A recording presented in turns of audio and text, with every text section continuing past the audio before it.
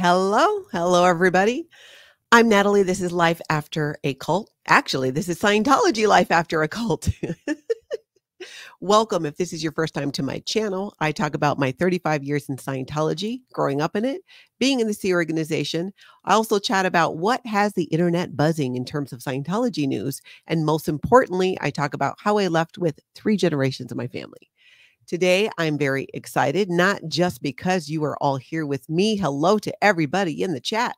And if you're catching this on the replay, hello to you as well. Jump in, participate. Let me know where you're watching from, what you think about everything, any questions, stuff like that. This is interactive, the whole thing. Even if you aren't catching the live, it is interactive. And I'm excited today to be able to chat with someone who's become one of my heroes as of late, who has also made me cry multiple times, including the other day. And that is none other than Laura FM. I think you're muted. Can I unmute you? Hi. No, there we Yes. go. Hi, guys. Yes. Wow, Wow. This is so great. I'm so excited to finally meet you somewhat, not in person yet, but here online. Before I forget, is your dad from Boston? No, Canada. Canada. Okay. When I was training, there was a Phil Anderson that I met, but I thought he was from Boston. Not 100% sure. Where were you training? I think it was when I was training in LA on the in their, the TTC program. What year? 86, 87. Oh, I was born in 1986. 86, and he was just leaving Canada. No, I don't know. I have no idea. I was born in 86, and then he came with my brother and sister a little bit after that from Canada. So yeah, maybe I not, know maybe he was in the LA orgs and all that during 86 and 87 and in the Sea Org down here in Los Angeles at that time. So I probably crossed paths with him because it's such a small world, but I can't remember exactly. This one guy keeps popping into my head, so I'm gonna have to, if you have a photo of him, maybe later you can text it to me. Yeah, of my dad. Yeah, because I'm dying to know. I have one on the other side. I can get it. Should I grab it really quick? Yeah, sure. Why not? Okay, I'll be right back. All right. Good to see everybody in the chat. Thank you so much for being here. Please hit that subscribe button. I am on a mission to hit that 10,000 subscriber mark this week because my partner, Tony, will be forced to join for a live stream. And I think it's happening sooner than he thought it would. So super exciting. I appreciate all of your help. I should too. I'm going to pull up Laura's channel. I thought I had it pulled up there. We can share it too. Thank you to my mods for helping out today. Been keeping you busy. Oh, this was probably meant to be that I pulled this out. Uh-oh. This is already like, oh, my childhood. What happened? Okay, so this is a funny thing. This is a Walmart photo that we did. But, oh, great. My stupid light. That's my dad at the top. Oh, okay. He does. But he's older now. He does look a little familiar, and it's definitely not the guy I was thinking about, but he does look familiar to me. Is that you? And that's my mom. Oh my gosh, your mom looks like a baby. Wow. So your dad is still in the C organization. Your mom is where? My mom is at Gold Base. That's her. This is kind of how my, This is kind of how my dad is. That's no, cute. That was still a while ago. Sorry, guys. I'm trying to find a more recent one because obviously when he was running down the street when I saw him. Yeah, it was different. It's so great that you have these photos. Yeah, these are the only ranch photos that I have. Yeah, that's fantastic. And most of them my mom took because, she was really into photography and stuff like that. Yeah. And then also, that it was like her PR for the family. Oh, I got to smile. I can't send these. You guys look like you're not having a good time. Smile. It'd always be like, make sure that the PR for Scientology looks good through our family. Exactly. And here is Laura's page. So everybody can head over there. If you're not already subscribed to her channel, it's Laura FM. And there you can see it. Thank you. Yay. Yeah, I was at 6. I didn't look at it, but I just saw just now that when you went over there last night, I'm drinking my smoothie, guys. Last night, when I went to bed, that I was like, there was like 6,000, like 500 followers. And I woke up this morning and it was 7,000. And now I just saw it and it's 7,200. So that's that's awesome. That is fantastic. And no doubt it's because you have been up to all kinds of things. I've been following this. You've been joining the Squirrel Squad, as they're kind of being called, out in LA, protesting Scientology, live streaming, but you have really brought this heart. You're bringing knowledge that they didn't have to. I feel like it does two things. It helps them to understand who they're talking to, because you share so much about what the rules are in Scientology and why they might react this way, and even things that people can say about it. And most of all, and this is something why I wanted to talk to you so much, because you've made me cry so many times. And it's because of your capacity to have compassion and empathy when most people would not. And specifically, maybe we'll start with the incident that happened the other day with a Scientologist and what happened and your response to it. And then I want to talk more about that. Does that sound good? yeah. Yeah. Yeah, let's do that. I will mean, pull. everything connects. So it's just like, we can talk about this old guy doing this and what happened, but this is the mentality, the structure of not just the elderly, but even the youngers and the security and everybody being like, oh, good. What a good job. He didn't react, but he definitely scared her. He had to, it's our view is, oh, that guy was so nice, protector of ants, comes running. That just was just like, oh, good. Yeah. Get off before I turn into an ugly person you don't want me to be. Get away from me quick. But the mentality, I guess, is what is the hard part here for me. You'll see, I actually genuinely was going into this with like, whoa, kind of wondering like, hey, maybe he'll talk to me because I hear him arguing. And Yeah, it was kind of you like, hear that. I kind of went into it like, hey, that seemed a little H&R-y. Maybe he's mad and he'll talk to me about it or something. Or he'll be like, well, they won't let me out and I don't understand why or something. I thought he was going to come out like that, but obviously you'll see. You got something else. And I pushed it back a bit so we can hear, and you can definitely speak over it if you, because sometimes it's hard to hear off in the distance. Yeah. But here's the video from what happened the other day. Which doesn't matter because I did bring my speaker this time and I will be playing my music if there's any issue with them turning up their music out here. But look at this. Completely empty, guys. All these fresh, sanitized tables ready. Nobody out here on this religious day of Scientology. They don't know what to do with this, and then more people are starting to get this. They're starting to come out, talk about it more, not feel so afraid.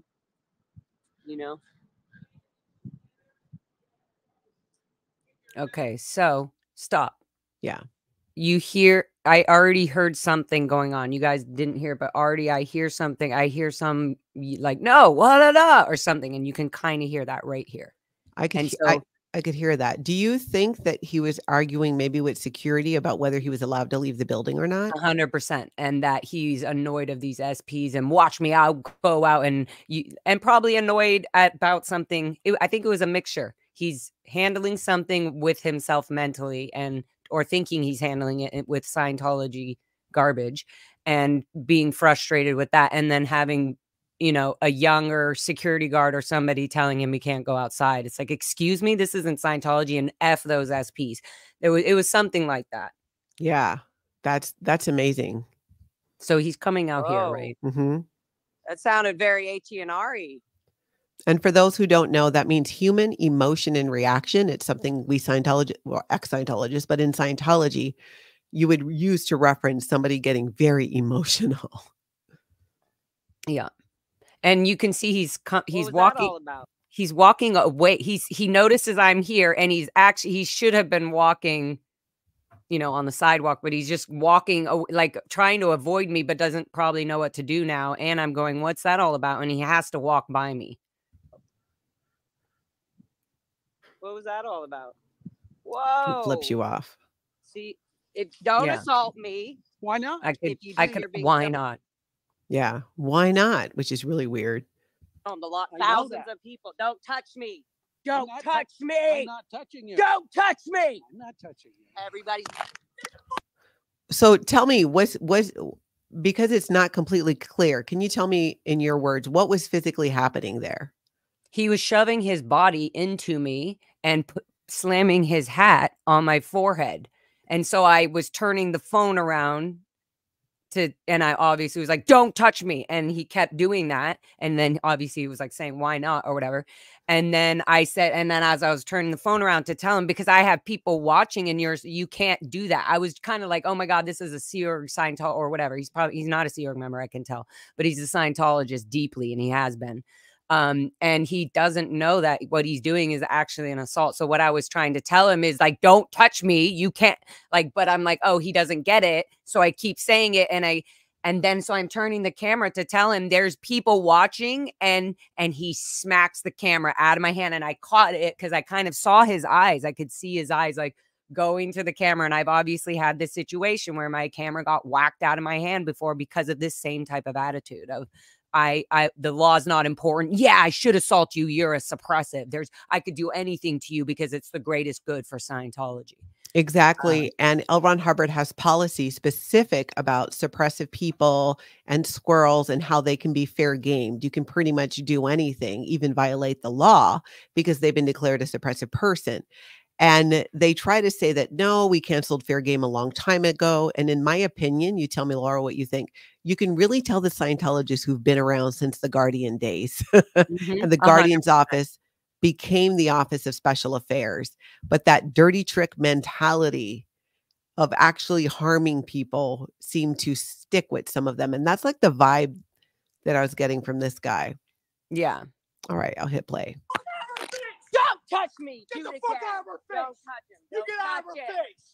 You don't fucking touch her. He just assaulted me and What the touched, fuck bashed you my think? camera. What do you think? AOLA. And this is me. He has a backpack that says AOLA, and it's an old backpack. So it's just, and his hat is a AOLA hat. Like no old man not so deeply dedicated to L. Ron Hubbard's policies and engraved in would be wearing that. Yeah. And for those who don't know, that is DOA Defender of Ants, Scotty, who saw what was happening. He saw this guy getting in your face and he went running across traffic to get there to help out. I can't go ahead. Yeah, I was just going to say, I can't tell you. In my mind, I was building up. Okay, so my phone, I catch my phone. Had he not run up, my mind and my structure was getting ready to defend myself because of how that man's face looked. So you really felt in that moment.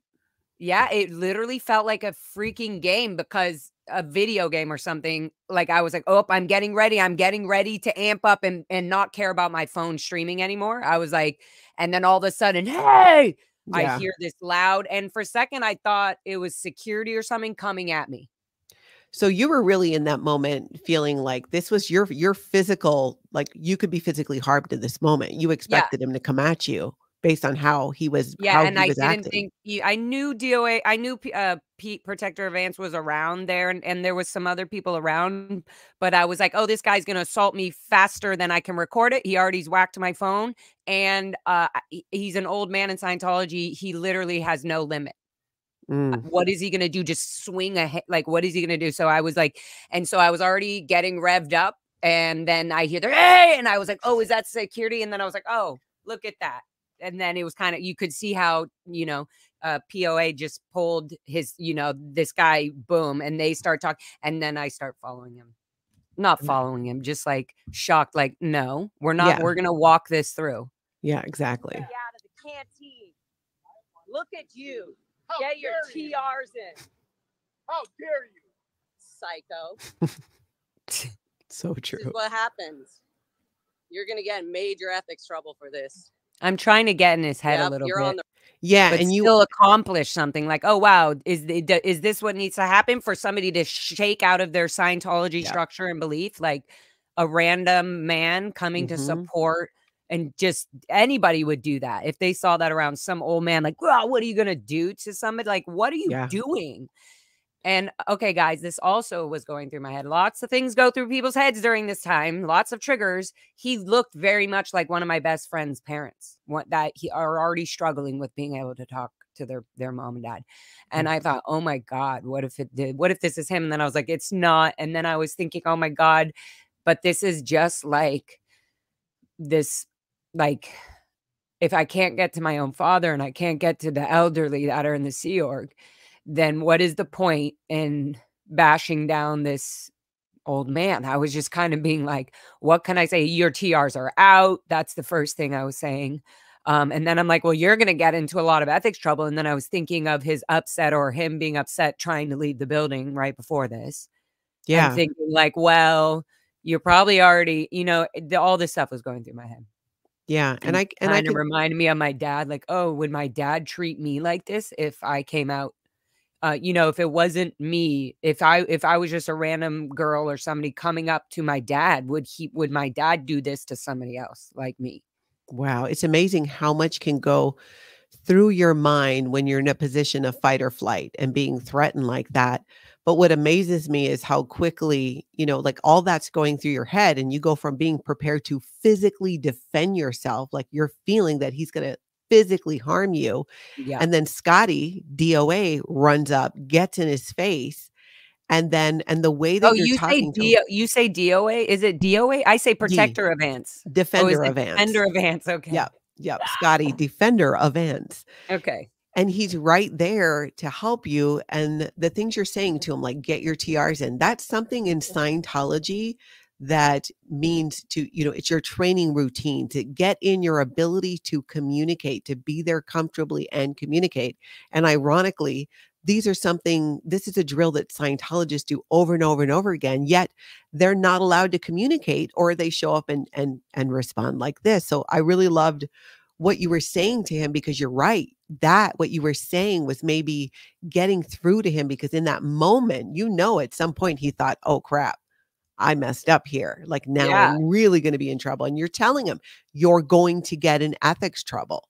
That communicates to Scientologists something that's very Different. Yep. severe, that's different. That So this you're is not speaking his okay, even language. in your own language. Yeah, exactly. Exactly. And you're totally talking that The to him. record, buddy. It's good. Maybe you'll get kicked out. And then whatever you're upset about will actually get handled. Yep. Take a walk. Oh, so he did go, well, he did do that. Well, I think it's and so also then I possible heard he wants to be him. kicked out. No, there's something. He's mad. He's angry on both sides right now. And Mhm. obviously him coming at me with the finger and all that, he was just like, He was already mad. he's already mad, whether it was all at us and like we're stopping everybody from going up the bridge or whatever. You know what I mean? Like, he clearly is not being helped by Scientology. Mhm. In his age, this is what he's struggling with right now. And so, yeah, all this is being processed. And then you're going to see defender of ants come running up, Scotty come running up and going like, no, he needs to be kind of like arrested and go get him. I'm going to get it. And as I'm following him, I see he's got two earpieces, like, he's hearing aids. And that's not what we're here for. Like, Mm. I understand, there are certain things. Yes, people do need to get arrested. But in that moment, I felt what I felt. And that wasn't the right thing to do, was not to get the police involved and get this man attacked and handcuffed. And Yeah. I And just that's the wanted difference him between to know. Scientology and you. Yeah, I wanted him to learn, hey, you can't do that. What you just did is illegal. I want you. And so, yeah, I do stop defender Yeah. It's coming to go at him again. So let's see that. It's actually illegal to touch me or even touch my camera. You can hear you'll I'm a learn little all the laws shaken right soon, there. but doing Yeah. things like that's going to get you arrested. And doesn't matter if you're an old man and you didn't know better and you didn't know the law. It's okay, leave him alone. He's literally going through something. He came out of the canteen yelling at one of the Sea Org members. He's already not happy. So he's already having a difficult time with somebody in there. And I caught him. I'll rewind this, but I caught him. And so when he was walking out, I said, "Whoa, what's that all about?" And I said, why the HENR, which means human emotion and reaction. And then he just went like that. F you right to my camera. Nothing. Once I said, "What's the human?" But I don't know, something happened inside. And then I was filming. And then I said, "Whoa, what was that?" Because he came out angry because he was yelling at somebody inside. So they were having an internal argument, and I just caught that. And so I was asking him in like the Sea Org public language, like, what was that about? But now I'm thinking maybe he's already having an argument with the church and dealing with something he doesn't want to deal with. And so then he's like, "And you're an ST." And so it's like the guy has hearing aids and stuff. I don't want to. But it's just, that's the attitude. And I just. Well, you see how Defender of Ants right there, he goes, "Okay, I get it. This is heartful people. These are people who understand it. They're not there for the clicks." And the Defender of Ants is not here for the clicks and that. He's here. He shows up and he's there before even I get there sometimes. And I'm like, "Oh my God, look at him. He's right there in his little king outfit." And it's just great. This is freedom. People to wear what they want. Scientologists put people down for looking funky and wearing outrageous outfits. And they're just demeaning people all the time and being too sexy and being, whatever, unless you're not doing it to a Sea Org member or an executive. Being gay. Like I have caught my own family members being so homophobic by just seeing a gay person and saying something so horrendous. So yeah, homophobia, even people who are out in SPTV are still dealing with homophobia from Scientology. I heard you guys talking about that on Liz's thing. There is still homophobic tendencies, thoughts, the way that people think in the SPTV community that don't even realize they still are homophobic because of Scientology. Like men can't be okay with another man's good looks or be like, "Oh, I can see them as a hot, beautiful couple." Whereas you just said, "I see Serge and Michael. Oh my God, they're so beautiful." You're not their third wheel. You're not in there doing it. But but Scientology men specifically, and women not as much. I think once you leave, you kind of get over that. But men hold on to this very strongly and they don't realize it. Even when they say they're okay. "Oh, I'm okay with gay people. It doesn't bug me as long as they're just not trying to fuck me." All of that is homophobic. Not every gay guy is trying. So there's so much like structure to debunk. And so there's so much. So all of this is so therapeutic. But tell me this. Let me tell you, there was seconds before I was about to shove that man off me. Yeah. If I did not hear that guy, if I did not hear Scotty come running and his voice and his masculinity, excuse me, my mic, that is a real man. That is somebody who did not even touch him when he went up, but told him, "I have muscles and strength. How dare you use something against a woman or another human being that, wow, I'm getting emotional. It's all right. Because this is what is not seen internally. This is not like I didn't have to be in a relationship with Scotty or, the protector of ants or defender of ants for him to be the man in that situation. Yeah, very true. Very true. And never did we have that as children. Not from our mothers and not from our fathers, but from somebody who just understands what this whole cult aspect of Scientology is. And then from a whole nother perspective, running up and saying, "You are not allowed to do that." Like, never did we have that as children. Not have somebody stand up for you, not have somebody hold space for you, not have somebody come up and stop. Specifically against Scientology. Like, you old man that has been brainwashed to think this is okay is not okay. And the fucking hilarious thing is just like this younger, Viking beast with his little king suit is coming up and saying, "No, I don't care what we believe in. I don't care if you think I'm a crazy kook on a phone. You do not treat another human being like that. And Yeah. here I am getting mixed up with like, oh my God, he looks like my dad. Oh my God, it's my best friend's, father that's not allowed to talk to him. I just was just like, and then I'm like, it's just like, there's no way to show that this happens in the masculine, the male side of Scientology, where they are completely disassociated with like real love and connection. Yeah. So having that in that moment when you're in, especially being that you felt threatened, you felt physically like your safety was an issue there, and having Scotty, DOA, run up and do that, somebody who's never been in Scientology, and I talk about this a lot on this channel, how much respect I have for the people never in Scientology who continue to show up for us. Talk about that a lot. And would you say that that's what he did? We wouldn't be here on these TV shit, like these TV video things doing this. Like, it's pretty crazy. It's pretty crazy to feel like when somebody really is just there to really protect you. And Had you felt that before? To not have had that 100% that much in that moment took me from my anger child self that I would have immediately just went and beat the poop out of this guy or something. I don't know. I would have definitely shoved him really hard.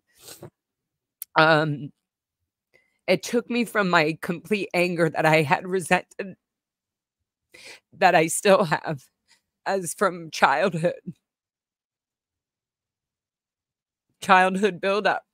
It took me from that psychotic state of I'm about to push this guy to, oh my God, I feel completely safe and I don't have to do anything. I can be a woman again. I can be soft. And in that space, and this is what I find so fascinating and why I'm so glad that we're able to talk about it. Which later gave me the courage, which gave me the empathy for that man. Yeah. So the man that came up to protect me from this man being so aggressive gave me the empathy to calm down and be there for that man, to let him go and to just move forward and remind us all what this is about. And what just happened showed what this is about. And I think that is the most powerful part of it. It's the powerful part about this in my mind is not even that he assaulted you. We know that happened. I would feel bad that I pushed him, but I was getting there. I was like, this guy's not going to stop. Yeah. He doesn't care. And he knew he was alone too. He felt, oh, it's just this one girl. Yeah. Yeah. And that he could do that, and to have somebody stand up to him and, like you said, hold space for you in that moment. And to me, this was a physical manifestation in ways of what I and other TV creators, I think, try to describe of the impact that it has when people are holding space like he did for you. And because Scotty, DOA, in that moment held that space for you where you felt safe, you were able to calm down and you went right into empathy and compassion and showed up in a way for that older man that maybe might make a difference as well. It's stopping this cycle of just, how would you describe it? Violence. It's like a bad habit, right? And the world has this bad habit. You know, we all think, oh, if our mom did it to us, then it's okay. And I have an excuse to do it. Or, you know, I learned it and my religion tells me to do this, then I can treat my kids like this. Or I could, no, it's like we all have our own choices. And I just go right back to nature and life, right? What is this all about? Let's, you know, you have your plants behind you, and I have little things where it's like, it's so nice to be able to just see something grow naturally. You know, just from natural love and not having ego and threats and fear. Like, this is a weird thing at the Inn Ranch, you know, as a cadet working. God damn, it must be the period. Working was actually a privilege. Like, working felt fun. Working felt free. Not only because, you know, mess work helps you get out of your head. And that's physical work.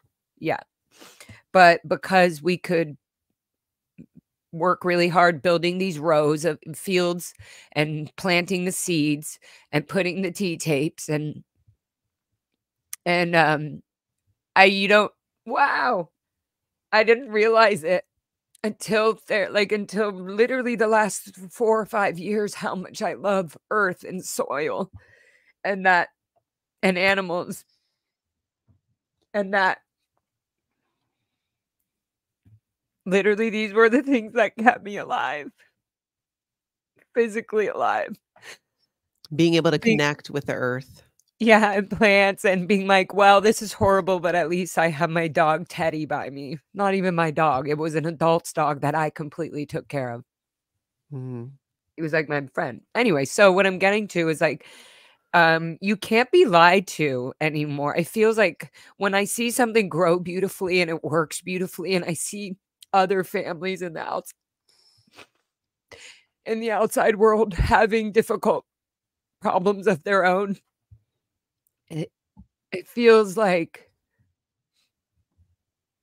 it shows us the same upset. We're having a common upset. We're all having this common disagreement of it's not natural, it's inhumane to rip apart families. It's inhumane to purposely mold a child's brain into something their whole life, knowing that the brain and everything is forming during these very important years, and expect us not to cry for the rest of our lives after it. Like, no, I will cry now forever. And I'm also going to be strong as fuck forever. So, yeah, there's things we're still refixing. We're rebuilding our little physical structures and chemicals of our brains. And we're unteaching ourselves so much. Yeah, that's completely the truth. Rewiring those pathways, creating new ones to be stronger. I've talked about on my channel, I don't know if you've heard about this, but when it comes to neurological issues on how when you experience a lot of trauma, your brain can rewire. And these are what my neurologist went over with me and felt happened. And I was having physically issues walking for a while and got much better. But what it does in rewiring your brain, which then can make things malfunction later and you see it physically, is very real. And by creating a different pathway, by responding and handling it differently, is what gets us out of that. And what I really hear from you and what we saw there was, again, just this physical manifestation of exactly that. You were in a situation where you were being threatened, you felt threatened, you were ready to defend yourself all by yourself. You weren't about to back down, but somebody from the outside. I just even remembered this during that exact moment. I remembered thinking, he just hit my camera. Nobody's going to be here fast enough, right? And I was thinking, I swear to God, I was thinking, and only Scientology will be the ones who will say, oh, no, that didn't happen. Yeah. And they had it all recorded because of their cameras that are everywhere. That's what I mean. That's in my mind. I'm thinking, oh, Scientology has every angle of this recorded. And that's why I told him he's going to be in ethics trouble. He'd be in ethics trouble. Because they're going to look at that and say, hey, you left when security told you not to or whatever. And then you created this flap. Yeah, that's exactly it. He is actually definitely going to be in real trouble. Do you think that, you tell me, because, you know, I've only gotten to know you through seeing you online, like probably many people have. And there's been multiple times where, like, even when you saw your dad and you still showed up with love for him and you told him that you loved him. Do you feel that at this time in this movement with Scientology, in the ex-Scientologist community, with all these people who've never been in Scientology helping, has that had an impact on just now, like you're saying, in nurturing that compassion and empathy that you have and you show up with? As you were saying, like, they're holding space for you. 100% on both ends, because I saw in reality, guys, what my dad did. He showed me he's not looking at me. He showed me in his physical actions, whether that was hard for me to watch and experience and to feel. It did something to me where it gave me a reality check. Can you kind of briefly tell people what happened in case some people did not see the video of when you saw your father? So they're protesting at the Shrine Auditorium at the beginning of this year. They do a New Year's event every year. So I knew they're going to be there. And also, I do want to say I felt very protected by Streets LA and the TikToker crews when they just started this. It was around the similar time because I had done a protest September 30th at the Big Blue with the Eat Predators. Have you heard of Eat Predators? Eat Predators. I don't think so. Eat Predators. So, yeah, and it's Alexa. You can look it up, but they're Eat Predators, and I saw this protest, and Aaron, he announced like, oh, not Lara. I just saw somebody say Lara. I watched her, but he said, hey, and I was thinking, oh, I'm going to that. But when he announced it, he said, oh, Eat Predators is doing a protest at Big Blue. And I go, and anyway, so I was like, okay, I'm going, thinking that I would see other people there that I would know, and nervous out of my mind. And trust me, guys, I can tell you from full experience, I understand the PTSD of showing up to a protest. But let me tell you, once you get there, ask Liz Gale, ask Liz Ferris, ask anybody. Once you get there, the first time it's like, woo, you still kind of are coming off of it for a few days. And then you do it again and you do it again, and it becomes therapeutic. It becomes so healing. It becomes so addicting because you're finally getting the acknowledgement. You're finally getting the attention that these children that seek to, you guys think, oh, we need so much attention. Yeah. Yes, you're right. We do. So listen up. So it feels very like we're not begging for people's attention anymore. Yeah.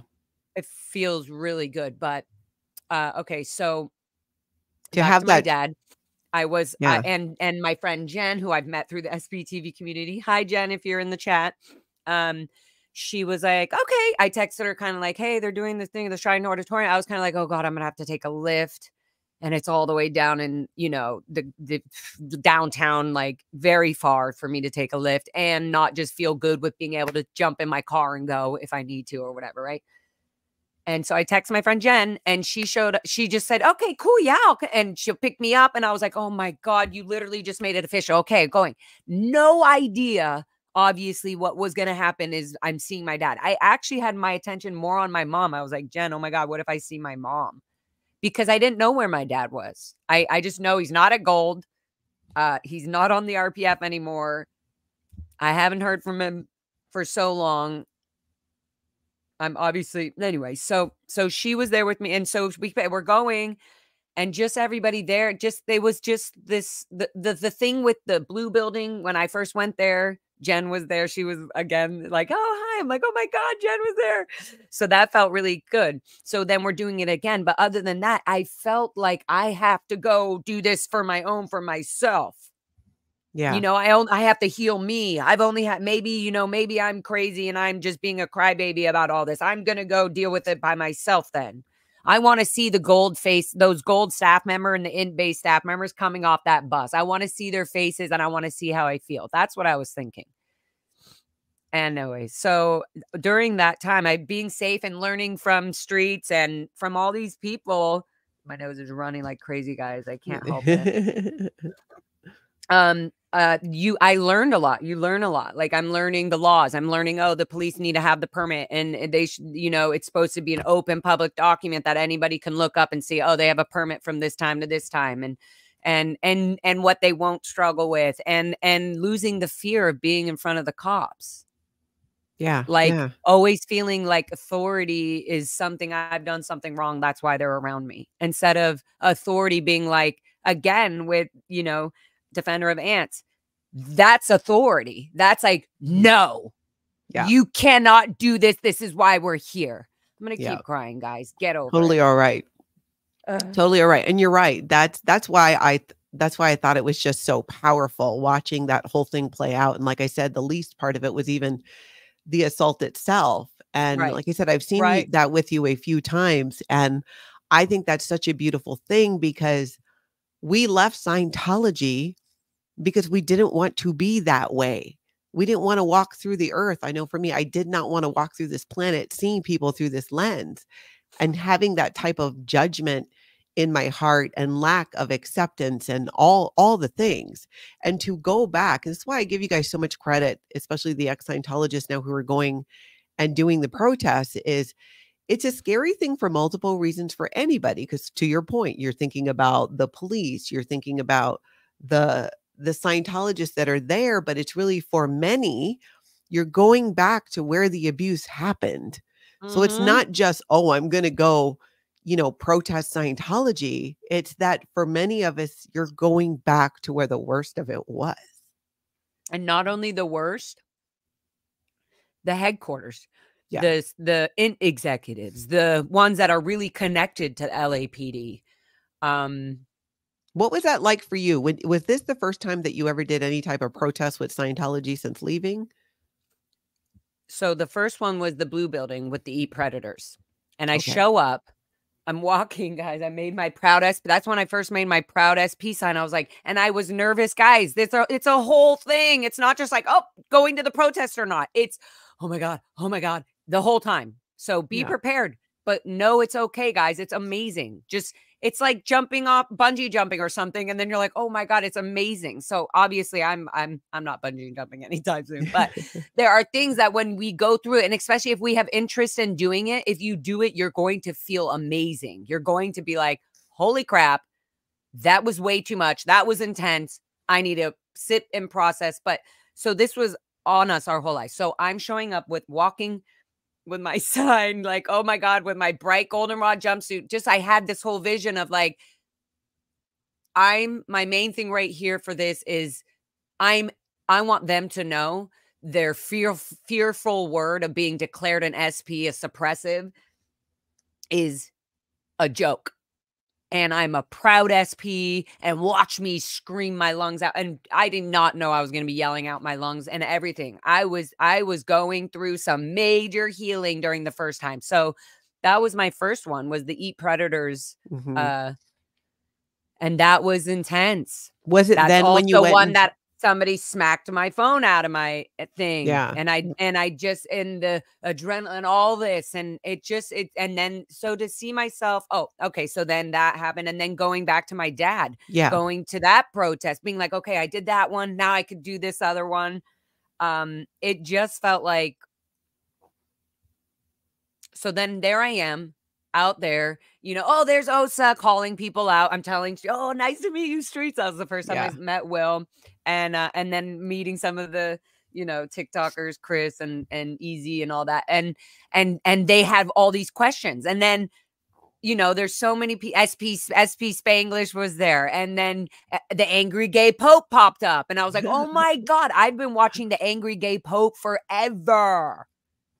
And anything, all the struggles that guy has been through. That guy got tackled in Hemet, California by Danny Dunnigan and Matt Butterworth or whatever his name is. Matt Butterworth is in Hemet? He's blonde, right? Yeah. Yeah. Wow, Matt I knew with when we like were weird kids. front teeth, like beaver teeth kind of. Yeah. He's a hardcore asshole security guard. Him and Danny Dunnigan at the Gold Base. You know what, though? I'll be straight today. out. When he was a kid, he was like that.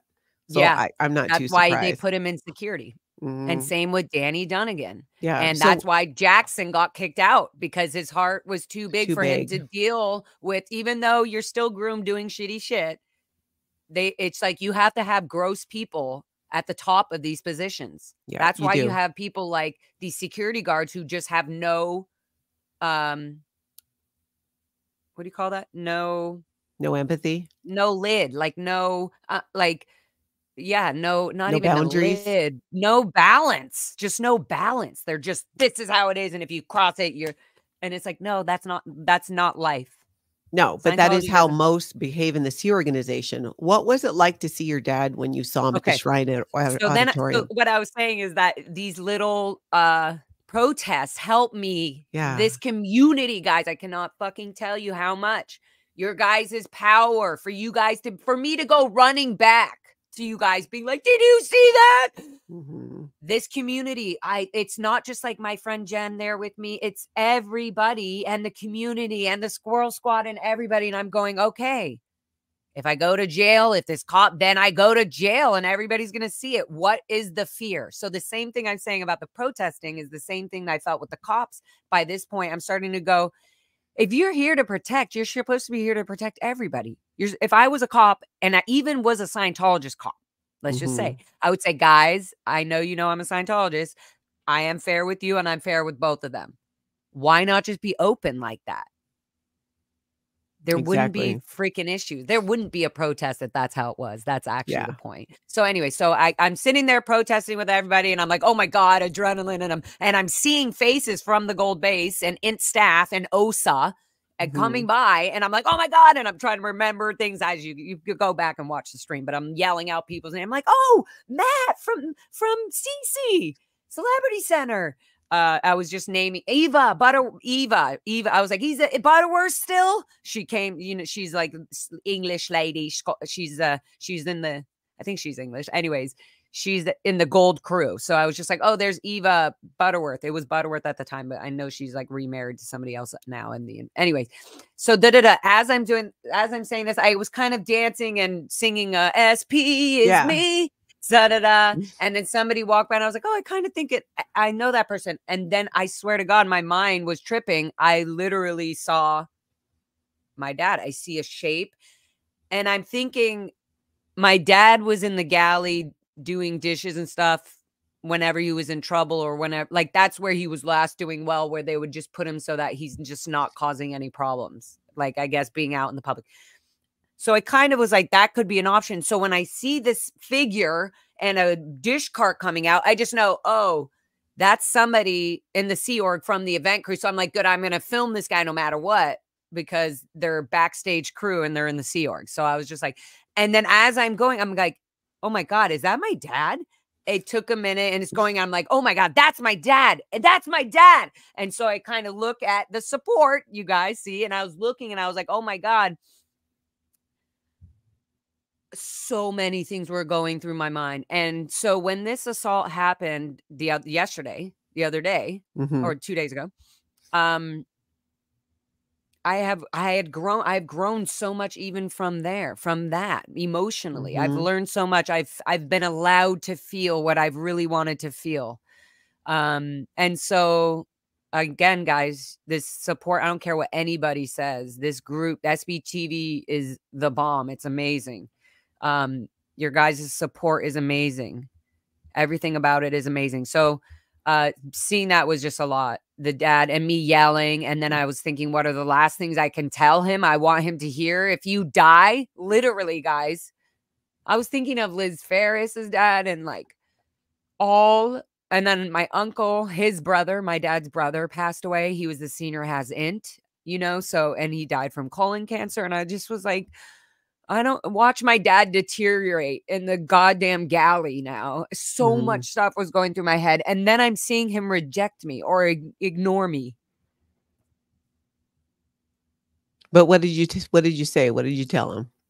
I yelled. I was just like, Dad, you're not going to talk to me. You're not going to, Dad. And then I was like, Dad, I love you. And it was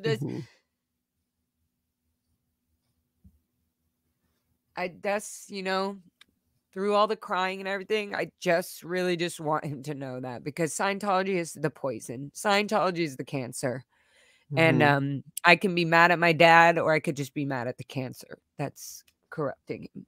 Yeah. And then to go from that then to connect with a group of people, the other live streamers and protesters who have really, really stood up and been that backup and given so many people who grew up in Scientology and never felt like someone was there to protect them.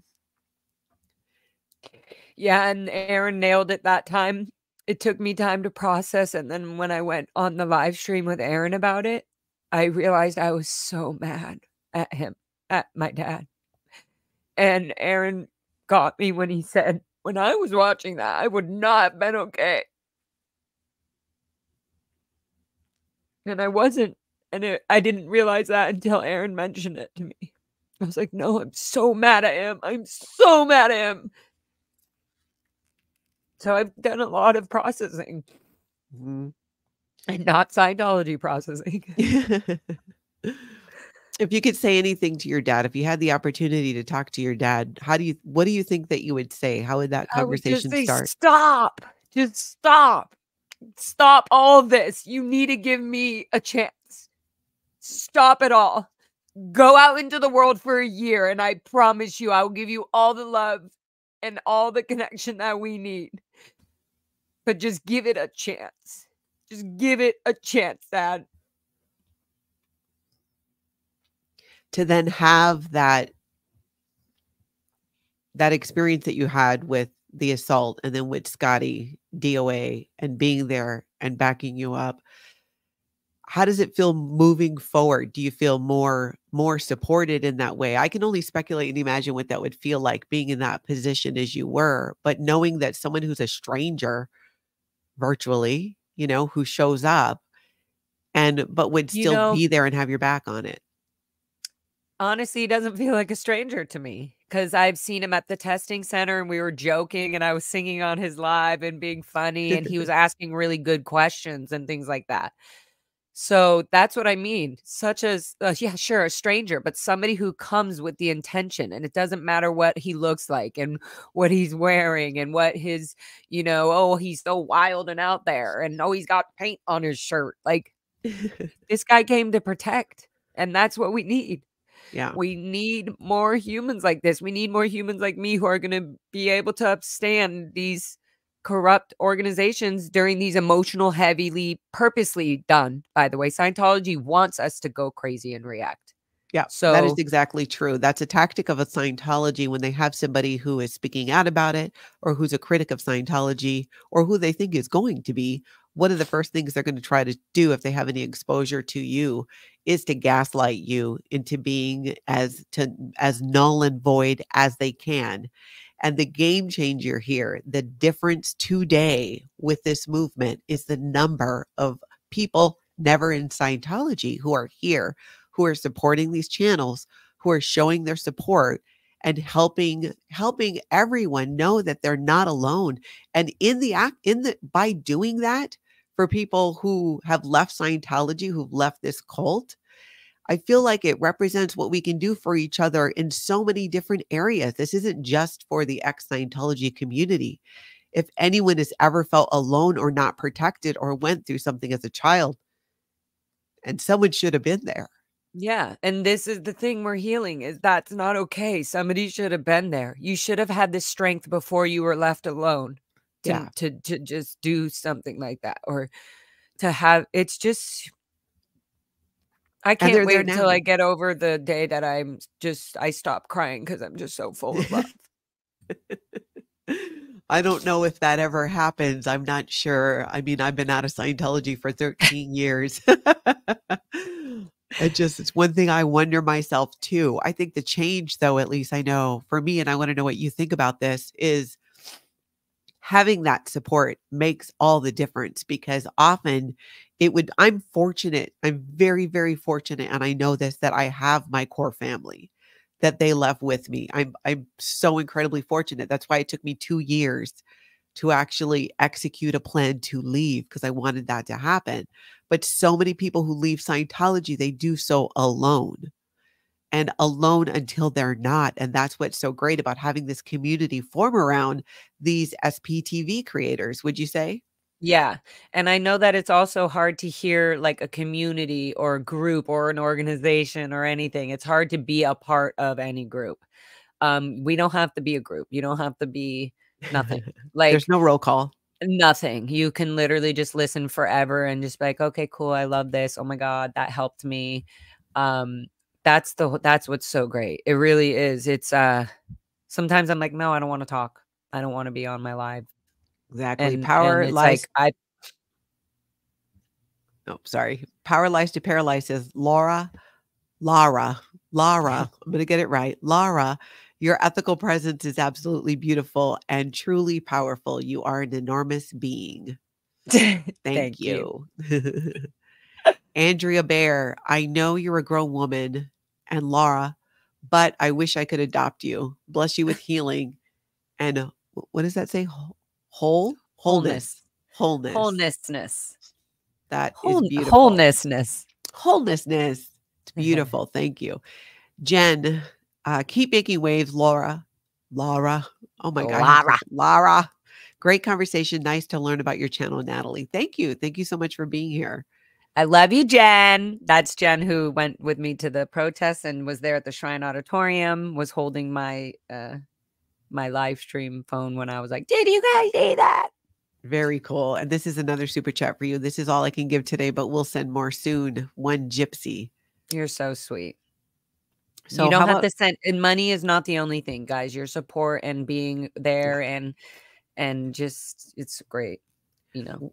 Kim is asking, what's your mom's name? I may have known her parents at the Toronto org back in the early 80s. Kim, my mom's parents were never in Scientology. Just saying that. I don't know if you meant that. But my mom's name is Diane Anderson, but she went by, in Canada, I guess I don't know if she went by that. She was a ballet dancer in Canada, in Toronto, and her first real legal name is Jessie Diane, and her last name would have been Mulholland before she was married to my dad. And then so Jessie Diane Anderson from Toronto organization. So how about this one? Do you think that so you using Scientology talk to him made it worse? If she hadn't, might he have realized his upset was at Scientology? I no. You got to speak their language. It's part of it is kind of meeting people where they are. Also made what worse? That's the real thing here. Made what worse? Yeah. Him staying in there more? No, he's always going to stay in there. Me talking about it is probably giving him some shakeup. Yeah. Sometimes people don't leave until they get in trouble. Until something like that. Yeah. Yeah. Where he was like, well, anyway. This is a great question from Jan. If Scientologists are taught to not react, how do they justify their anger and assaulting people? Out TRs, out 2D. Oops, sorry, that was my bank.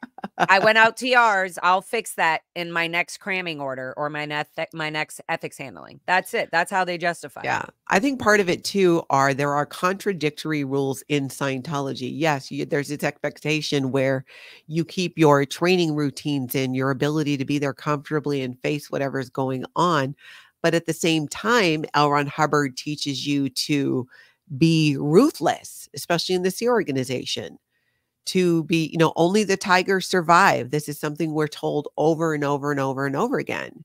Having an open mind is a bad thing. Being reasonable is a bad thing.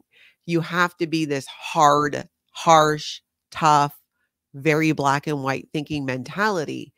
And it takes a lot to break through that sometimes. So they don't think, also, L. Ron Hubbard says that they practice what they call fair game.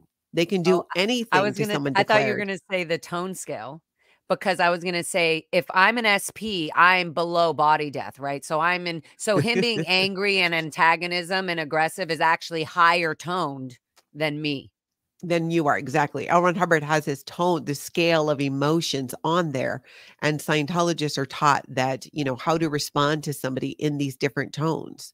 So they feel very justified because a suppressive person or a squirrel in their mind is dirt, less than dirt.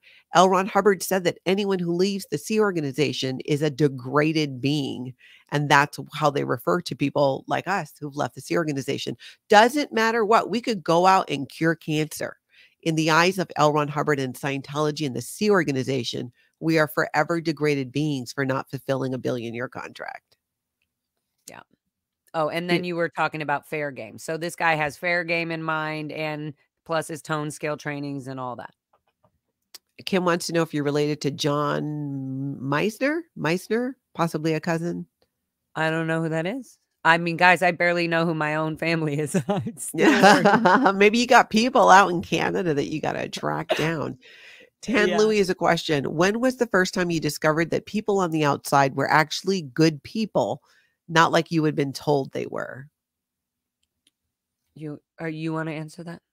I think for me, it was when I started getting involved with different volunteer groups in my community and really seeing that play out, that there were so many organizations. When I volunteered with the Red Cross, I did all kinds of different volunteering and seeing that there were many good people out there wanting to do good. Because when I was inside Scientology, it was crazy. It was such a dichotomy because on one hand, it was us against them, but on the other hand, we're supposed to be clearing the planet and saving them, but there was such disdain for people outside of Scientology.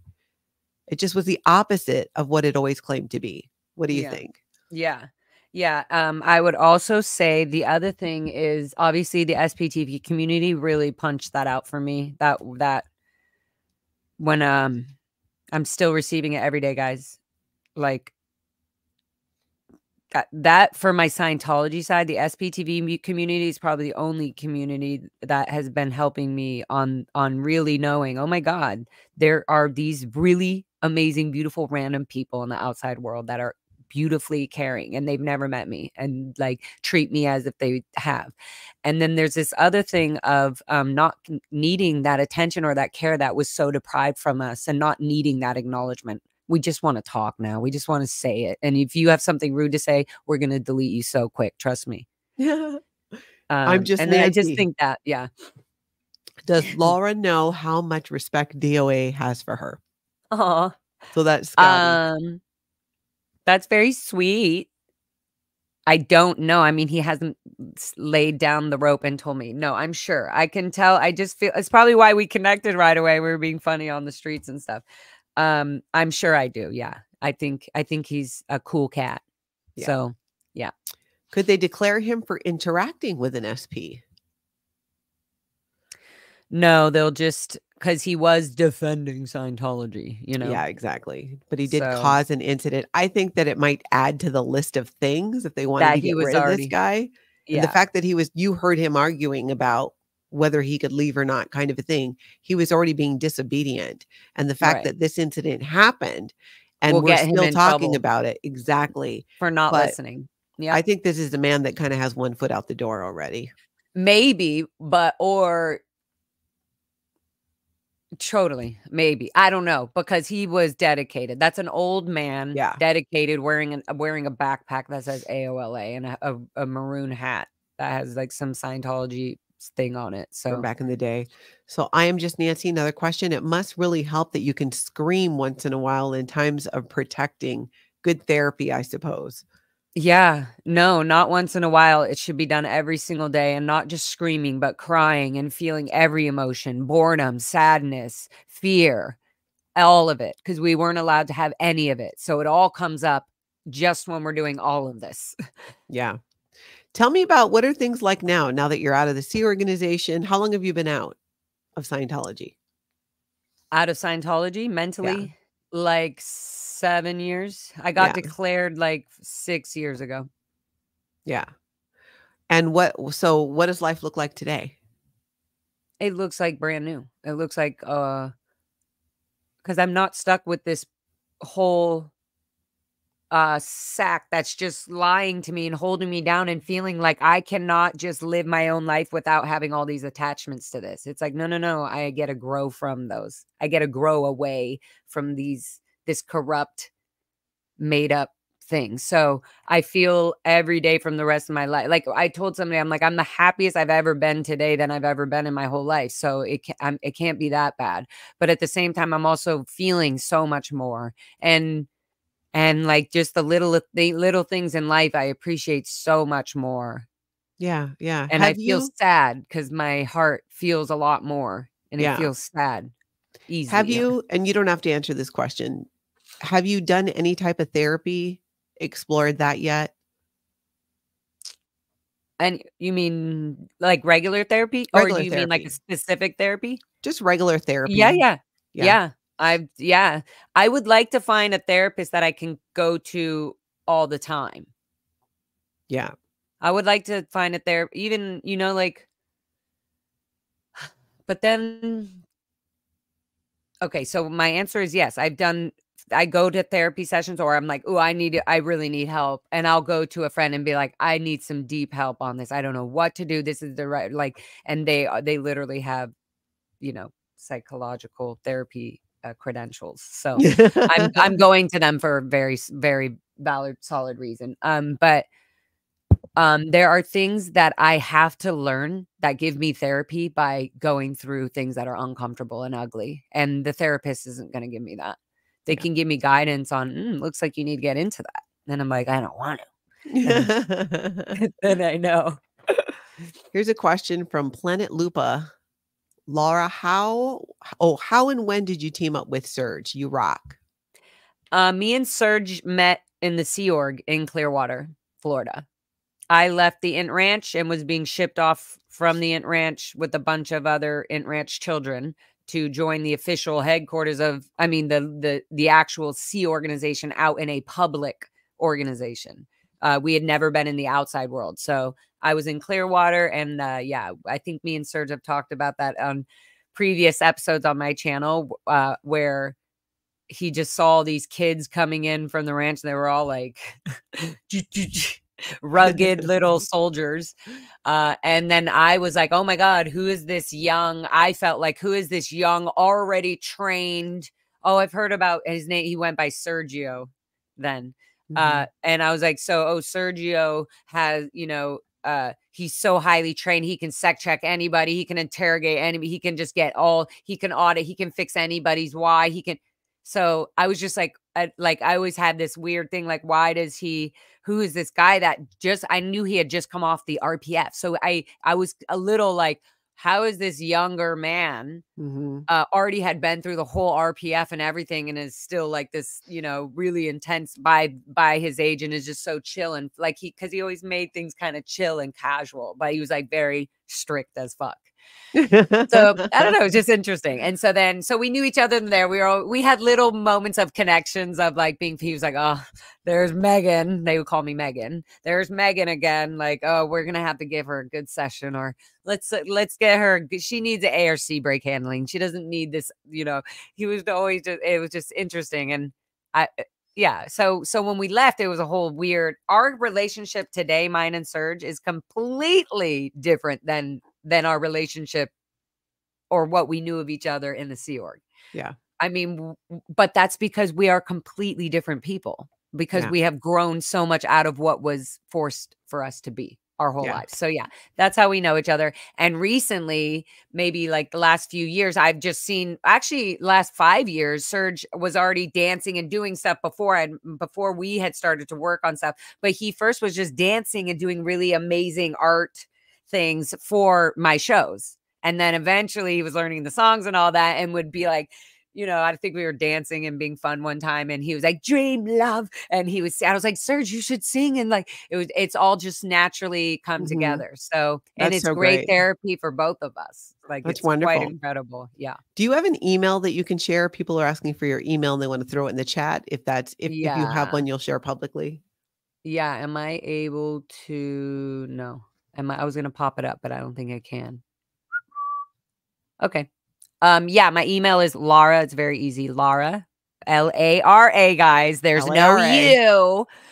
Lara, Lara FM Music @gmail.com.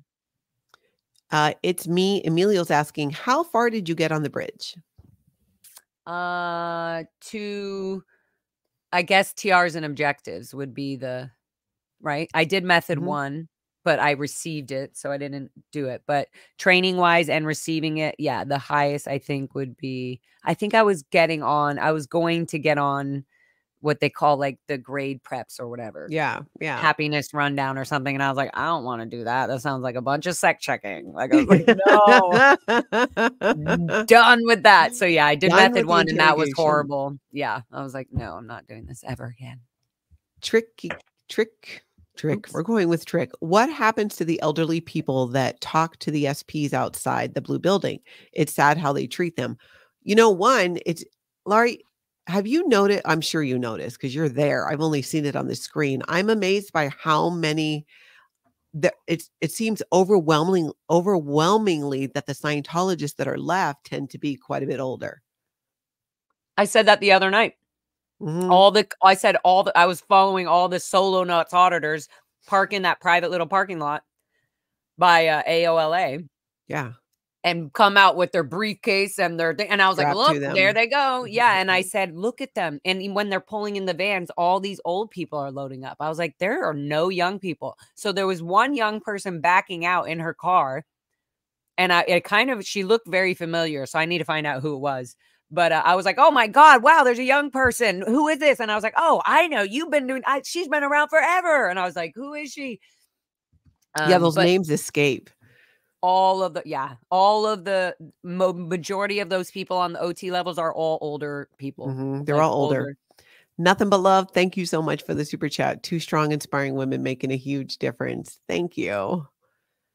Some days feel stronger than others. I will say that. But that's the beauty of this is there's so many people to pick us up when we fall over. It just seems to be the way that it goes. So one thing I realize about you is that you're a grandmother, right? Yep. Are you're a great grandmother or a grandmother? No, my darling. How old is your just a grandma. How old is your oldest granddaughter or granddaughter? My grandkids are 6 and 2, and I proudly call them the first generation of never ends in my family.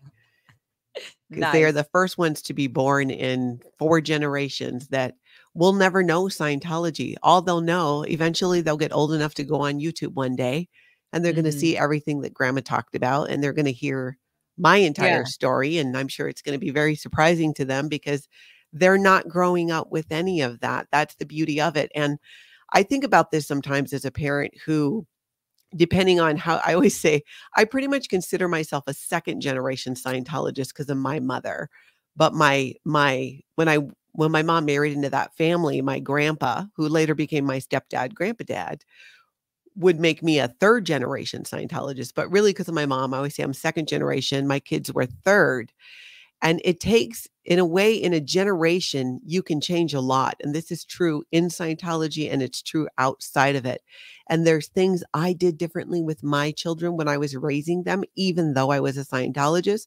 I would have liked to do things more differently, not be in Scientology at all. But my children, who are now adults, they are raising children not in any way that has anything to do with Scientology. So it's very different. And I love that. Lisa, thank you so much for the super chat. We never end our following and loving you. Hugs. I was going to also say, I really wanted to just validate you because hearing how you talk and the depth of being a mother, that's what I was getting to, of being a mother, but then also being now a grandmother and being able to, I just can't imagine. I don't know if I'm ever going to have children. I don't think I will, So I just can't imagine. I mean, I can only imagine how great it is to have you as a mother and to have you as a grandmother in your own family and to have the knowledge you have now. Exactly. Really I love that. Every time we would do a service in Scientology, at the end of it, you would go to the examiner and you'd have to write a success story. And the question you would get is, would you like someone else to achieve? What was it? Would you like someone else to achieve the gains that you now have? Yeah. Would you like others to achieve the knowledge would you like others to have the knowledge you now have? No, there's something about knowledge. And then the second one is, would you like others to achieve the gains that you've had? Yeah, Right. Exactly. They ask Your you that needle's after every service at the examiner or when you're attesting to something. Would you like others to have the knowledge? Exactly. So along those lines. And I feel that way about having left Scientology. I want people in Scientology to experience what I do now. To have the freedom to know what it's like to be able to make your own calls on things, to make your own choices and and not just people who are in Scientology, anyone. If you're in your life and you feel like you're not calling the shots, you got to take a look around and see what needs to be changed. Because if nothing changes, right? So there's something that needs to change. And in my experience, it usually involves me, the person, because we can't change so much of what's around us, but we can change how we show up, where we put our attention and what we focus on. And that is something that I want people to have. That to me was a big thing. I feel what you give out and what you're talking about on your channels and stuff, and with Aaron and everybody, you give a mother side. There's nobody doing this. Tell me one person right now that has children on SBTV community that are talking about the deep empathy and everything that we missed out on as children.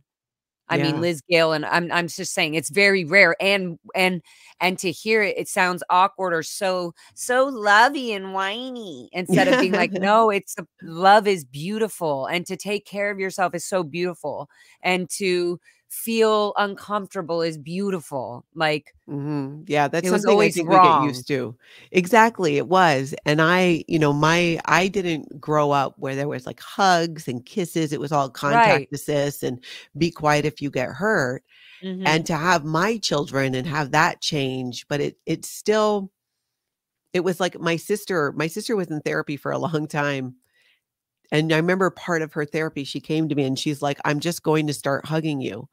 Because it's just not something that we did, Funny because I would see Oh. friends and then I would hug my friends, but not my family because that's not what we did. I did hug my children. I was always very physical with my children or my partner, but then that's, or then friends. But there was something about my family because you didn't grow up seeing them that way. They were more comrades, right? You were more Yeah. working. Or that it was not okay that we relied on emotion at all. Yeah.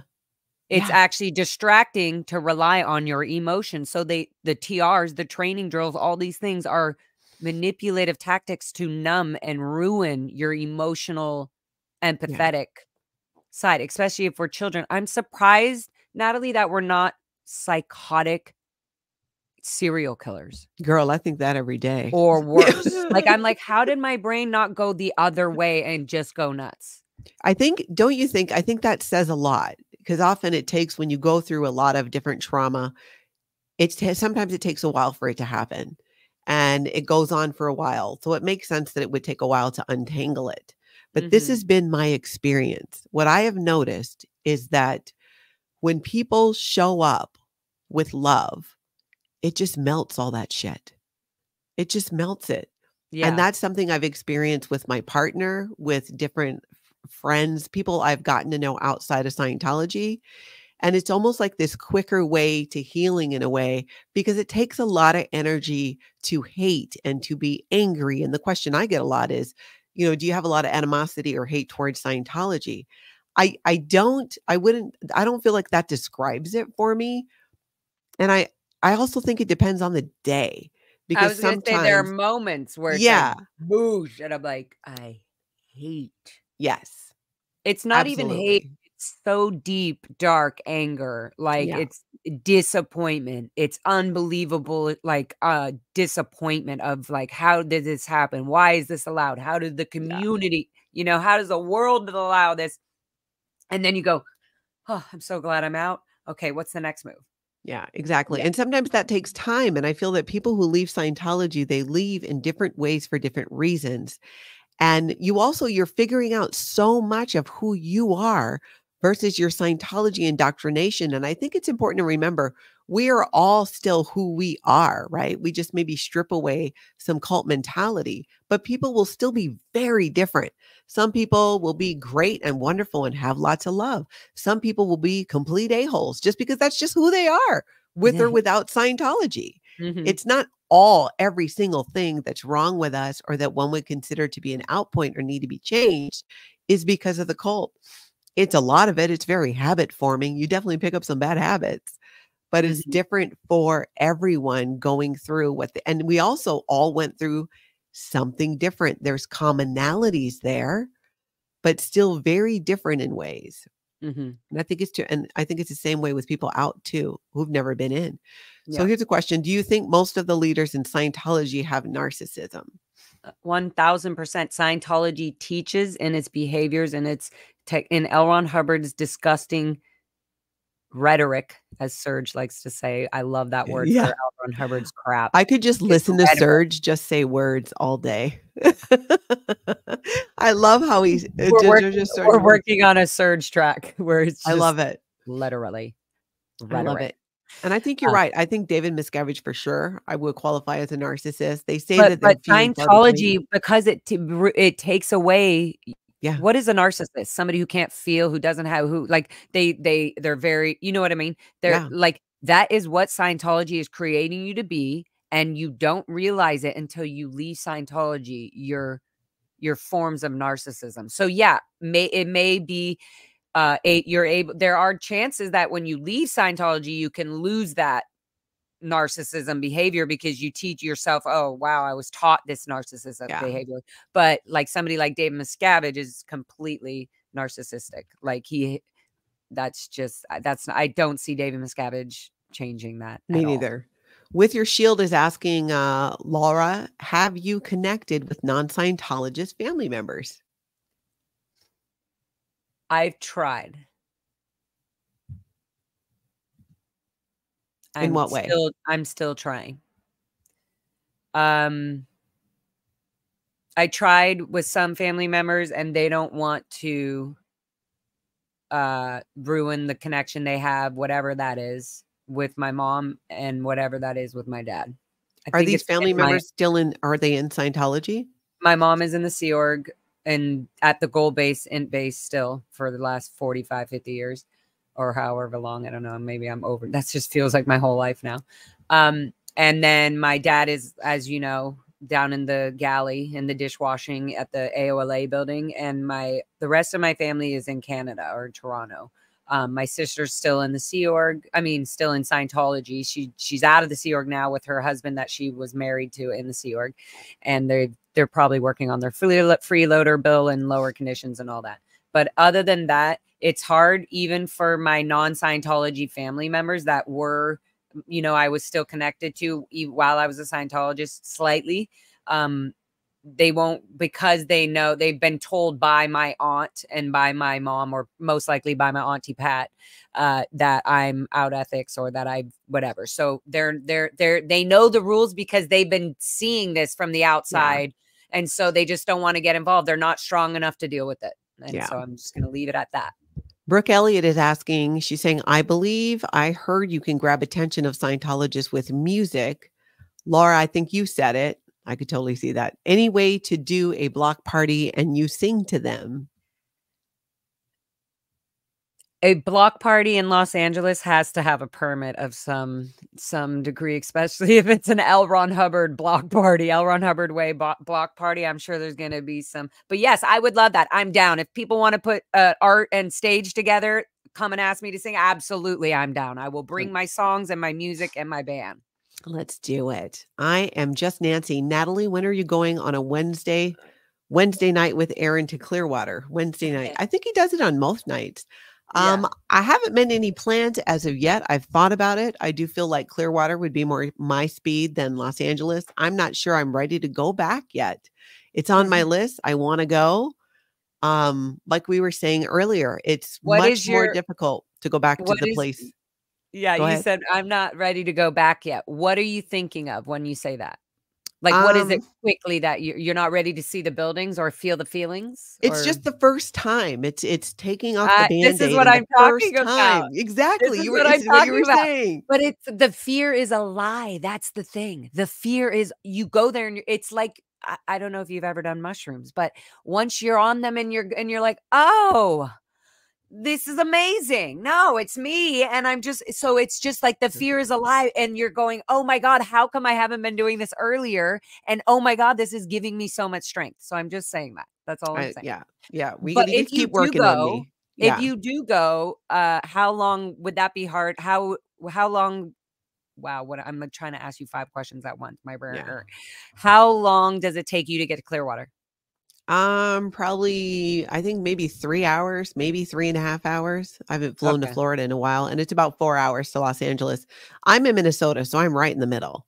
Okay, yeah. Right in the middle. Right. I mean, and honestly, Clearwater appeals more because I like the beaches better.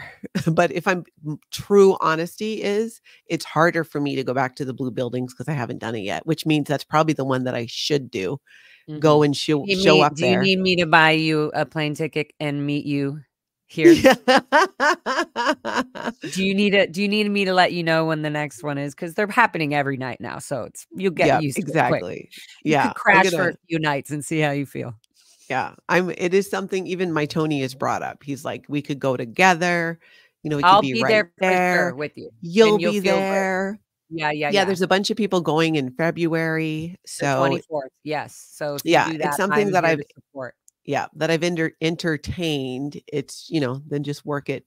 There's a lot of I details to think work people out, need to hear but you and see you and feel somebody that has been through this in many forms and has children and is very like open. You're very open emotionally and intelligent about it. Like I think it teaches, like you're teaching me that,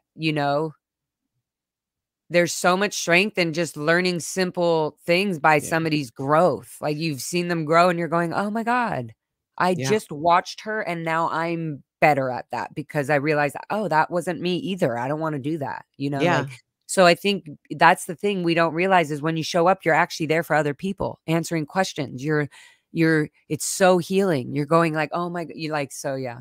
That's true. That's very true. You It's forget that you're in fear, like, and then you kind of stand back and you're going, "Oh my God, I can't believe I'm here." yeah. And I And then you're don't like, "Oh think yeah, it's what?" Answering another question. when I think about it, it's more like it's not I don't really fear a fear as much as I think it's just that first time. I haven't been Yeah. back there since I went to Yep. go get my daughter Yep. out of there, and it was like and I knew in a way that that was gonna be the last time, like, I'd had it with Mhm. at least showing up anymore for services because I was doing my services at that advanced organization in Los Angeles, Mhm. and so I think it would be really, really healing to have that full circle moment of going back because that's where it happened for me, that's where my sister was, and there's so many bad memories there, and it's sprinkled with a few good ones at the same time. I don't know, you know Mhm. what I mean? It's like Mhm. And that's where you both get the things triggered when exist. you see people and you're like, "Oh my God, that's," and you're like, "Oh, I shouldn't be yelling at her." And you're like, "Hey, no," Cecilia or whoever, like, Yeah, or "You Seeing remember Roy me? I'm Rodriguez, out here." Yes, seeing Roy exactly. on the bike and Oh, when seeing he that came he's up still the other there. night, when he came up, they do this, intimidating tactic where they come up real close with their bikes, and I Uh-huh. just laughed. I was like, "Oh Yeah, my God, I used to be afraid of you, Roy." And then yeah, I was zooming in on him like, "No more." And, yeah. the guy Jacob with me was like, "Yeah, I thought he was gonna just run me over." And I was like, "No, that's what he's checking to see who's here, and he's filming them on his thing." But he can't do anything. He's an old security guard who's literally been doing the same job, so no, he can't I do know, I anything. feel so bad, and I have 0 fear about that. I could face a Scientologist, somebody from OSA, anybody anywhere, like Sea Org members. I really don't have a button on that. I'm good with that. I think it's just being in the space again. Mhm. It It's definitely is. yeah, Smelling, the smells, there's a lot of things you're like, "Oh, wow, wow, wow." Yep. Yeah, and the feelings 100%. of feeling so trapped because it was in those blue buildings that I felt It's like so you're going back stuck. to, yeah, you're going back to jail. And Jail, you're like, "Am yeah, I gonna that's what get it feels stuck? like. Am I gonna get locked in here?" Yeah. Exactly. Are they gonna grab me? No, they're Yeah. not. I mean, But my the feeling's nightmares now there. are few and far between. Yeah. Yep. Like, I'm not having as much it was for years. It was the nightmares of them coming to get me, and the worst of the nightmares when if I would agree to go back. That's what made it worse. That's why I think it'll be really good. The Sometimes I'm like, I'm in my dream, I'm like, at what point did I say, "Okay? How did I get back How here?" did I get here? Yeah. Exactly. Like, I don't even remember agreeing to being back, and I'm like, "Why am I in uniform? Oh my God, okay, how can Oh I my get out?" god, uniform. My nightmares didn't get as far to being in uniform. It was usually I was I would back and look then down putting and I would made be to in work. uniform. That's how I know. I'd be like, "Oh my God, I'm back in the Sea Org. How did this happen?" Wow. The Bali songs question: do you think there are people in OSA watching this who were having doubts about Scientology, like Tori Magoo, who started to see what was happening and knew it was wrong? Yes, I think so. I know that when Mhm. I was doing as an everyday public Scientologist, I had done some PR work for Scientology, and I was being exposed, to some hate about L. Ron Hubbard and questions about the church. Yes, it definitely contributed to me. That's why they don't let you do that usually. Yeah, that's why they have to have these long-term dedicated. Yeah. They have people. That's how gross OSA is, guys. This is how sick this is. They have people in there that watch this stuff. They know it's happening and they've altered it in their mind. I'm just recording this and keep track of all this nasty things they're saying to give to, send up to these people, but it has nothing to do. They're not judging. They're no longer making their own judgments. They're no longer thinking for themselves. They're Yeah. just going, here's the data. I'm turning it off. They did this. Oh, we're going to do this. We're going to spam them this. We're going to call all these accounts. You know that they canceled all of, they shut down a bunch of the Squirrel Squad YouTube's accounts last night because of the Flag Is Here Scientology song that they had only playing on repeat for the 3 hours straight. That must have, can you imagine the outside security that was hired, like the police officers there having to No, listen to we that asked them, they song? were like, this is insane. And it's really bad. Tell me this about the police officers there specifically. It really seemed when I was watching the Gross. live streams that some of them really were like, look, I'm here because I have to be. No, No, they were definitely they like, are paid by Mhm. Scientology paid them a chunk of money to the LAPD, and they paid them a chunk of money for these off-duty cops. They're so they can literally wear like their rent a uniform when cops. they're doing they're outside work like that? Exactly. Yes, of course. And they use it to have that authority, to have like, what is an undercover? It's unbelievable. So they're paid by Scientology paid the LAPD separately.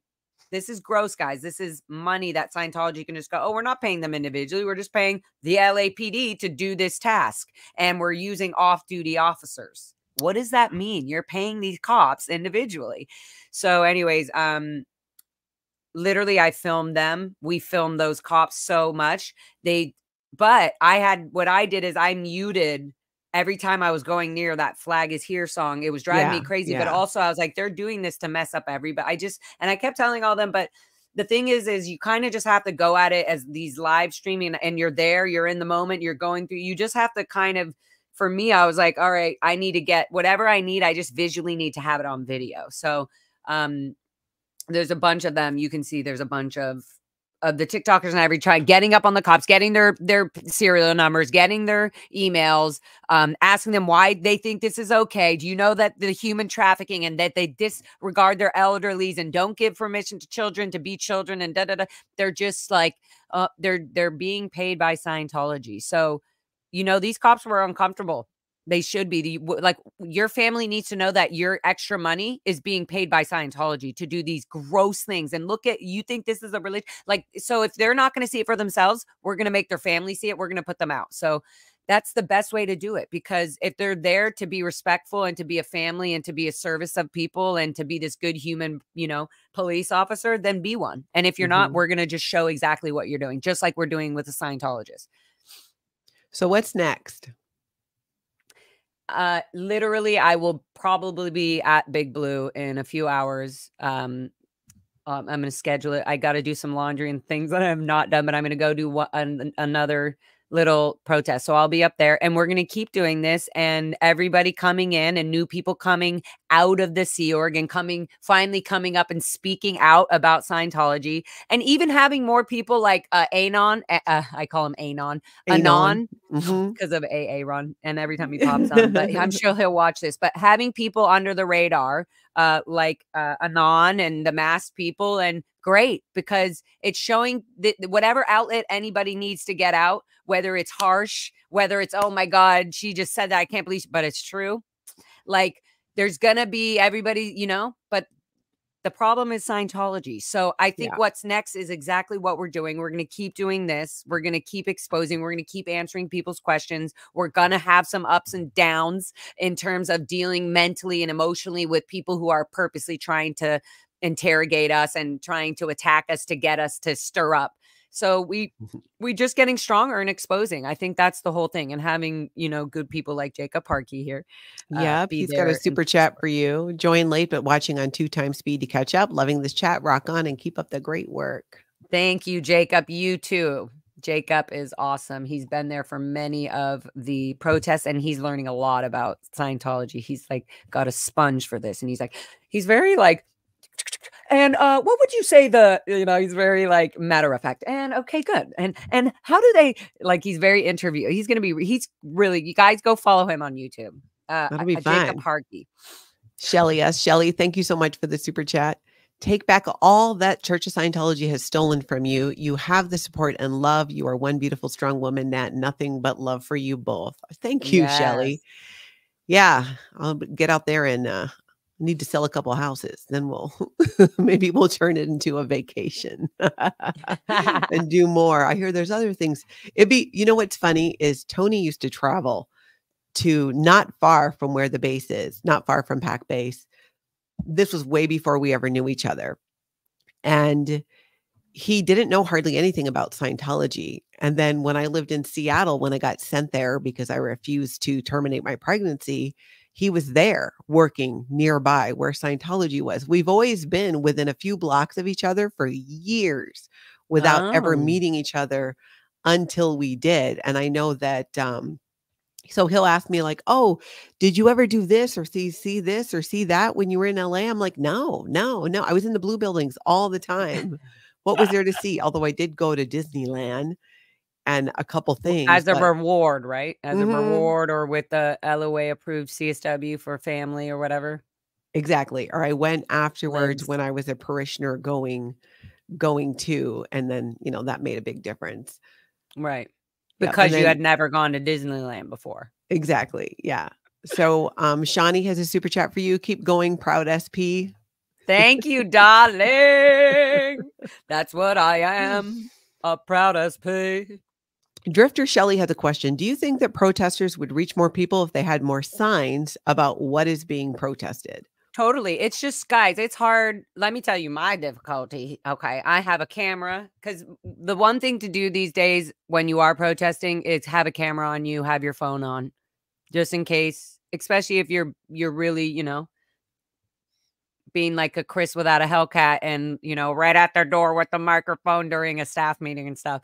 Like so you just, but I think a sign, proud SP, I was telling you, was my first sign because I felt like, you know, okay, you've done this to me. I'm talking to the internal members, right? And then I Yeah, realized yeah. that this sign has more than just me talking to the internal members. This sign is asking other people outside. Other people are asking me, what is an SP? What's proud? Yeah. What I know what proud is. What are you proud of? Yeah. You know, proud gay, proud this. People are like, what's SP? What Yeah. the heck? And I'm all dressed in yellow. There's a reason for all this because every step and walk I'm moving and taking, whether it's on the media or filming or whatever, or the sign that says proud SP, and then on the other side it says disconnection, elderly abuse, child neglect equals Scientology. So Yeah. whatever signs, yeah, signs are important, but signs like Xenu blah blah blah is honestly, even though we like it, look at me, I'm a hypocrite. But if for the members inside, it's not going to do much, but the signs might do, a Xenu sign might do something for somebody driving by that knows nothing, that might go, what's Xenu? And look it up. This will bring up Scientology. And they're like, oh, my Scientology. Yeah. So it does promote it. All the signs, all the things we're wearing, everything we're doing does promote it. Do it in your way. Don't be aggressive. Like, don't be physically aggressive in any way. Mhm. Just hold your ground. Until if you need to defend yourself, I'm not saying don't defend yourself. I'm just saying in mental words, just be proud that we finally have a voice and we're able to speak and we learned our amendments now. We've learned that this is actually a normal human right to be able to do this. Anything like this can be done anywhere. It shouldn't feel threatful. Yeah, So, that's a new concept to some of us, human rights. Very that much. what we That's like- actually have rights to do.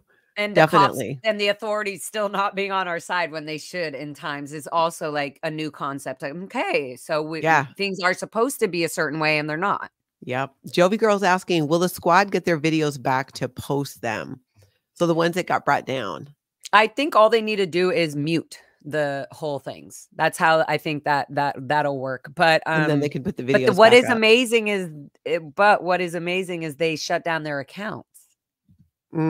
Yep, that's true when they do that. I think they shut down their live stream accounts. So they have to go through a whole thing to undo, because what they did is they had a lot of people in OSA send copyright strikes and complaints. And when you get more than 3 strikes on your thing, once they see, because of the Scientology song, if somebody did that to me and said, you know, oh, you have a Lara FM song, your YouTube's not going to get taken down. They're going to let me know. And I have to say, attack them. So exactly. There's supposed to be a whole talking about it, but because because every video had their music in it, which they purposely did. They had that song on repeat for a reason. I'm surprised it took them that long to figure it out, because I was thinking that early on, but I wasn't about to say it on a live, but I was thinking, Like that, 'Cause they they're figured they figured They it don't out. know the Yeah, because they're outside world. ding dongs. So now, No. but what I think what could happen is those all the footage and everything will go up. I think, I mean, in the end with disputes or whatever, they can just remove the audio. Yeah, And definitely. certain parts of Chris without a Hellcats video and things like that, he can edit it. He's really good at that stuff. So I'm sure these guys are good. They'll figure it out. They will. Lisa, thank you so much for the super chat. Scientology for us never ends is witnessing your clear-headed stories and honest recounting. As a mother, Laura, Natalie, we extend our never-ends collective mother love. I love that. Please know how much you are making a difference. Thank you. I feel that way about everybody else, about all of you showing up for this.